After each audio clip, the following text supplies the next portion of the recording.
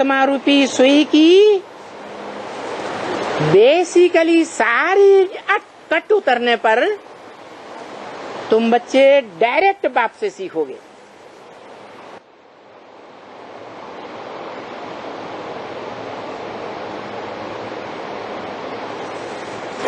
तो कौन से बच्चों की बात है? जिन्होंने 76 के बाद बाप से डायरेक्ट सीखना शुरू किया। उससे पहले बाप का परिचय कोई ब्रह्मा कुमार कुमारी को था ही नहीं। कौन सा बाप है? आत्माओं का बाप या मनुष्य सृष्टि का बाप? मनुष्य सृष्टि का बाप वो ही एक आत्मा है, मनुष्य सृष्टि के बीज रूप, जिसके मुकर्रर रथ में, जड़ रथ में परमपिता शिव, सुप्रीम गॉड फादर प्रवेश करते हैं, जिसके लिए गीता में भी बोला है, रथ रूपी शरीर के लिए बोला, इदं शरीरम कौन्तेय क्षेत्रम मिथ्याभिधीयते। हे अर्जुन, ये जो तेरा शरीर है, शरीर रूपी रथ है, ये धर्म क्षेत्र है, कर्म क्षेत्र है। क्षेत्र माने युद्ध का स्थान। जो गीता का पहला श्लोक है, क्या? धर्म क्षेत्रे कुरुक्षेत्रे। धर्म की युद्ध भूमि में। तो एक धर्म की युद्ध भूमि होगी या अनेक धर्मों की युद्ध भूमि होगी?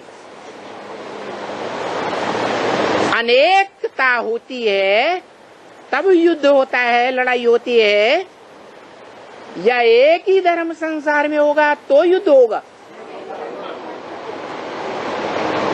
तो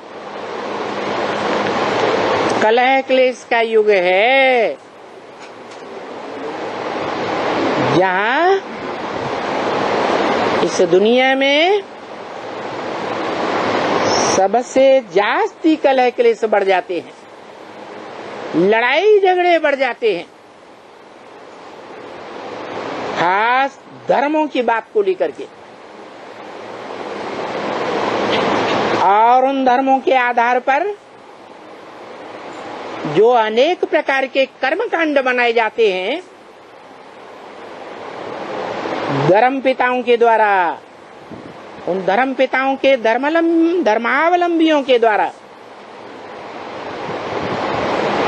वो कर्म कांडों को लेकर के बहुत झगड़ा होता है सारी दुनिया में। जैसे मिसाल के तौर पर भारतवासी शरीर छोड़ने के बाद आत्मा अजर अमर अविनाशी है, ऐसे समझकर आत्मा के द्वारा त्यागा हुआ शरीर उसको विनाशी समझ करके उसको जलाए देते हैं, राख बनाए देते हैं।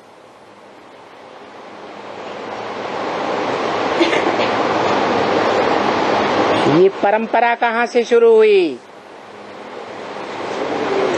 संगम युग से कैसे शुरू हुई?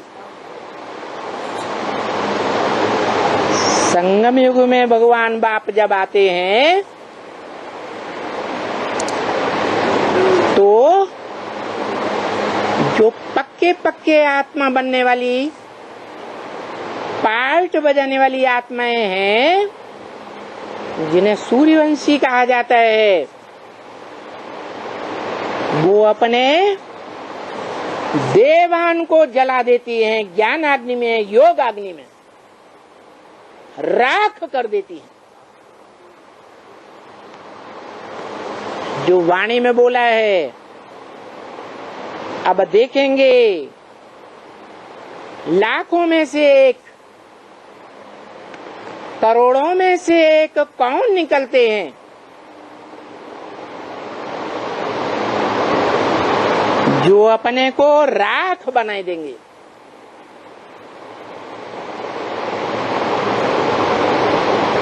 मन देह भान का अंश मात्र भी न रहे, टोटल 84 जन्म लेने वाली आत्मा बन जाएं। और इतना ही नहीं, 84 जन्म लेने वाले बच्चों को जन्म देने वाले भी बन जाए नई सृष्टि में। ऐसा देवान को राख बनाने वाले कौन निकलते हैं, कितने निकलते हैं, वो भी देखेंगे।